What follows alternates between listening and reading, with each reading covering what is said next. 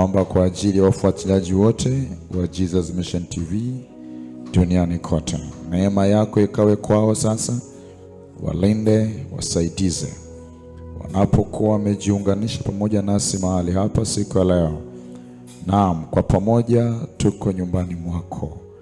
Neema ikae nyumbani mwako, neema iliyoko nyumbani mwako, nguvu zilizomo nyumbani mwako, zile baraka zilizomo nyumbani mwako, ule uwepo wa nyumbani Mungu Mwenyezi na mengine mengi ikawe sehemu kwa kila mmoja ambaye amejiunganisha nyumbani mwako siku ya leo.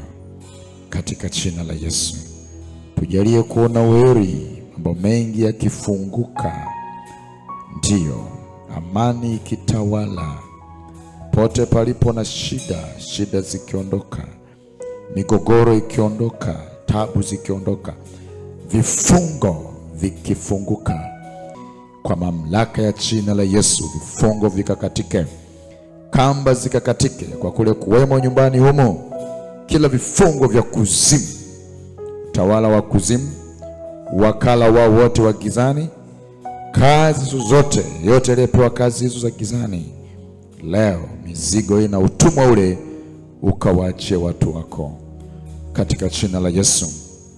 Kila walioijia nyumba yako wakiwa na mahitaji mbalimbali siku leo, neema iliyokuu ikashughulika na mambo yao katika jina la Yesu. Nguvu ya kiungu kitenda miujiza miongoni mwetu mahali hapa. Hakuna uteka wowote akaendelea kuwashikilia watu wako ambao mioyo yao imekukimbilia wewe. Haijalishi vifungo vya aina gani, matamko ya aina gani yatamkwa na mamlaka zile za vifungo. Haijalishi ni miaka mingapi, haijalishi ni aina gani ya kafara zitolewa kwa ajili ya kuamiliki watu wale ambao wamilikuwa na nguvu za giza. Leo katika madhabahu hii, na sadaka kuu Yesu Kristo kwa ajili ya ulimwengu unatosha, na kisheria umemaliza, na kila kitu kimekaa sawa. Kila mwenye kukimbilia wewe, hakuna kiburi upande wa adui, anafunguliwa na kuponywa na kuwekwa huru katika jina la Yesu. Asante kwa faragha hii umetuita kwa utukufu wa jina lako.